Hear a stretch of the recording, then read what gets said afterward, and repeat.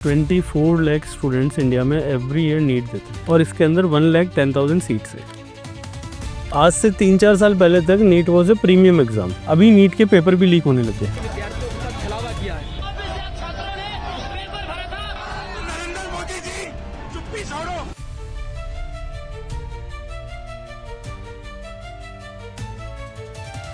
Twenty 23,000 students ने suicide किया है at the time of results.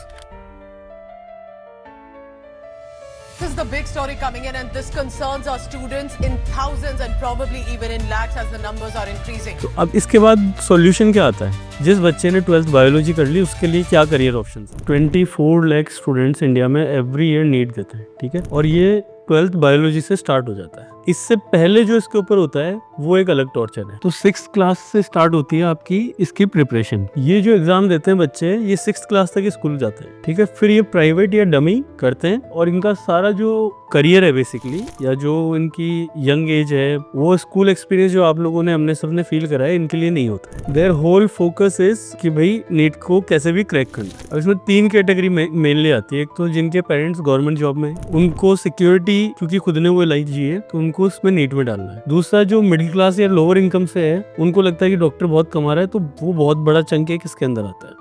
और तीसरा जो कि रिच क्लास है लेकिन मेडिकल फील्ड से एसोसिएटेड है, तो जिनका करप्शन को लेके या मेडिकल सप्लाईज को लेके इस बिजनेस के अंदर वो मनी जनरेट कर सकते हैं, वो लोग इसके अंदर अपने बच्चों को ज्यादा पुश करते हैं। 24 lakh students every year exam दे रहे हैं और इसके अंदर 1,10,000 सीट्स है। लेकिन इसमें जो सबसे बड़ी प्रॉब्लम है वो ये है कि इन 1,10,000 में से अप्रोक्सीमेटली 90,000 जो सीट्स है वो प्राइवेट है। प्राइवेट जैसे जो मेडिकल स्कूल्स MBBS करा रही है लेकिन प्राइवेटली रन हो रही है। तो ये 20K है, ये गवर्नमेंट है। तो जो यहाँ तक पहुंच गया उसके लिए MBBS वर्थ है, क्योंकि ये वही बच्चा जाएगा जो नीट के अंदर करीबन 550 या उससे अबव नंबर स्कोर करेगा। 550 पे भी नंबर नहीं मिल रहा है क्योंकि फिर इसमें रिजर्वेशन और ये और वो कई सारी चीजें अलग से चलती है। तो 650 तक अभी 720 का ही पेपर होता है टोटल। इसके अंदर से आपको करीब 650 मार्क्स लेके आने हो। बहुत डिफिकल्ट एग्जाम हो गया। जो 650 के आसपास या उससे ऊपर लेके आएगा उसको गवर्नमेंट कॉलेज मिलेगा। 50,000 फीस इसके अंदर है पर ईयर की, और इसके अंदर जो फीस है दैट इज अराउंड 1.5 करोड़। ये 1.5 करोड़ दो चीजों में ब्रेक होती है। One is donation amount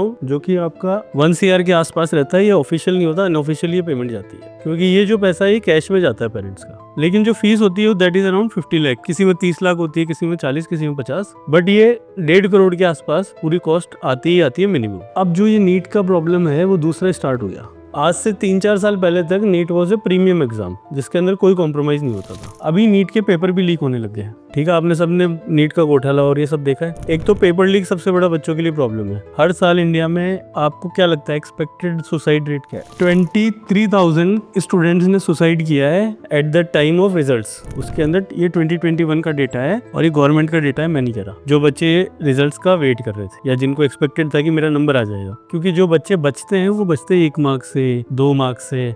passion is one of the thing जिसकी वजह से आपको डॉक्टर बनना चाहिए। If you really want to become a doctor, then you should pursue this career. और सबसे बड़ा जो रीजन है जो मैंने इतने स्टूडेंट्स को बात करी है, that is family pressure। 12 तक तो आप समझ गए कि अलग ही स्ट्रगल है। उसके बाद मिनिमम 2 to 3 years ये एवरेज है जिसके अंदर बच्चा नीट क्लियर करता है। 12 कब हुई उसकी? 18 की एज में, +3 21 का हो गया। अभी मान लो उसका नीट क्लियर हो गया and probability is less than 1% if he doesn't have the money.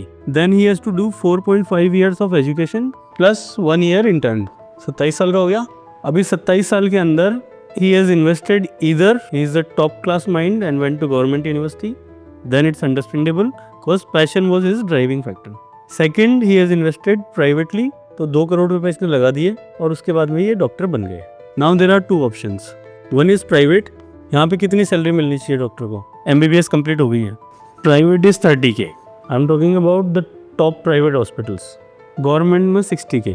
अच्छा, गवर्नमेंट में 60-70,000 मिल तो रहे हैं, बट अगर कोई बच्चा दिल्ली का है तो उसको झारखंड में जॉब मिल रही है। जॉब में अगर आप इंफ्रास्ट्रक्चर देखोगे तो कोई भी प्राइवेट कंपनी में भी अपन जॉब करते हैं तो वी एटलीस्ट एक्सपेक्ट कि AC तो लगाओ, कुछ थोड़ा साफ सफाई रहती हो। इन हॉस्पिटल्स को आप जाके देखोगे, आप इनमें एंट्री भी नहीं कर सकते। और ये लोग 12 से 18 घंटे काम कर रहे हैं कि आप 1.5 करोड़ 2 करोड़ रुपए लगा के किसी कोर्स के ऊपर अगर ये चीज कर रहे हो तो 60,000 तो एक्सपेक्ट नहीं करेगा। अगर 2 करोड़ रुपए हम FD में भी डाल देंगे तो उसका भी अच्छा खासा ब्याज आ जाएगा, ऑलमोस्ट 2 लाख रुपए के आसपास आपको मिलेगा मंथली। अच्छा, इसके बाद में अगर आपको और ऊपर जाना है तो देन इट्स एमडी कोर्स और वो सारा। एमबीबीएस के अलावा इंडिया में नर्सिंग होती है, it is a similar situation, उसमें भी सैलरीज नहीं है। पैरामेडिक्स होती है, उसमें भी सैलरीज नहीं है। तो काफ़ी सारे कोर्सेज हैं जिनके अंदर करियर इंडिया के अंदर नहीं है। Now we are going outside India, चाहे किधर भी जाओगा।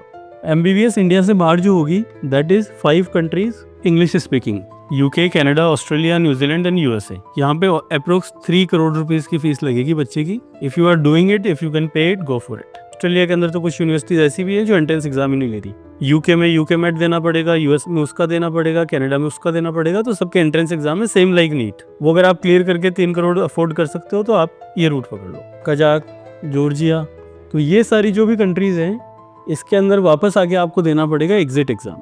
इंडिया में अगर आपको प्रैक्टिस करनी है, इन कंट्रीज में आप प्रैक्टिस नहीं कर सकते, इनमें रुक ही नहीं सकते क्योंकि फर्दर वीजा आपको मिलेगा ही नहीं। ठीक है, तो बेसिकली आप अगर इंडिया आते हो और एग्जिट एग्जाम आप पास करने वाले की क्या रेट मानते हो? आप कितने बच्चे एग्जिट एग्जाम पास कर लेते हैं? 4% first time, 7% second attempt and almost 10% in third attempt. और इसके लिए भी नीट में क्वालिफाई होना जरूरी है। ठीक है, विच इज 120 मार्क्स। जो 80-90% बच्चे हैं जो ये एग्जाम पास नहीं करते हैं वापस आके, they are equivalent to 12th, उनका करियर वापस 0। And this is the story of almost 20,000 students every year. आपने मेरे बहुत सारे वीडियोस देखे होंगे कि मैं नर्सिंग बताता हूँ, लोग कहते हैं कि सर आप कैसे कंपेयर कर सकते हो एमबीबीएस और नर्सिंग का।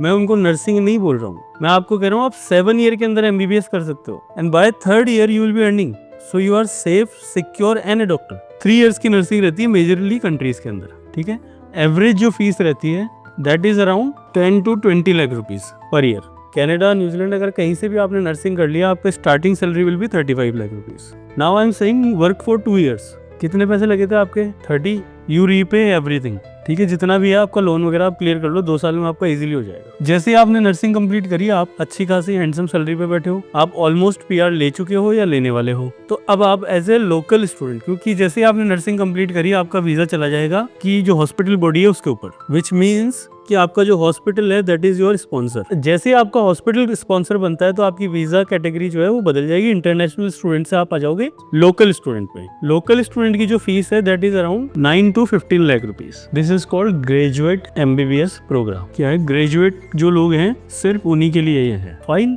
आप ये वाला रूट लीजिए, आप डॉक्टर बनिए। इस ग्रेजुएट जो हो जाता है यूके, यूएसए, एमबीबीएस के अंदर, उसकी सैलरी क्या है? Minimum 1.5 CR yearly. अब मैं कहता हूँ अपन इंडियन है, थोड़ी सी इंग्लिश में फ्लुएंसी नहीं है, तो भी 1 करोड़ तो है ही है। जैसे ही आप इंग्लिश स्पीकिंग कंट्री से एमबीबीएस करते हो, you are recognised as a doctor in India. ये जो इन्फॉर्मेशन है, ये इन्फॉर्मेशन किसी के पास अवेलेबल नहीं है। ये ना पेरेंट्स के पास इन्फॉर्मेशन है, ना स्कूल्स के पास है। जिन मेडिकल कॉलेजेस के पास है, प्राइवेट के पास, वो आपको कभी शेयर नहीं करेंगे। तो ये जो पूरा गेम चल रहा है ना एमबीबीएस में लूटमार का, वो सिर्फ इसीलिए चल रहा है क्योंकि एग्जाम देने वाले बच्चे बहुत हैं और एक टफ कैटेगरी में इसको डाल दिया गया। एज पर WHO 1000 लोगों में एक डॉक्टर होना चाहिए। पहले तो इंडिया की पॉपुलेशन कितनी है? 140 CR। इन पे कितने डॉक्टर चाहिए हमें? 14 लाख। इंडिया में 14.5 लाख डॉक्टर्स ऑलरेडी जिंदा हैं और जॉब कर रहे हैं। ठीक है, तो डिमांड अब जाएगी और नीचे।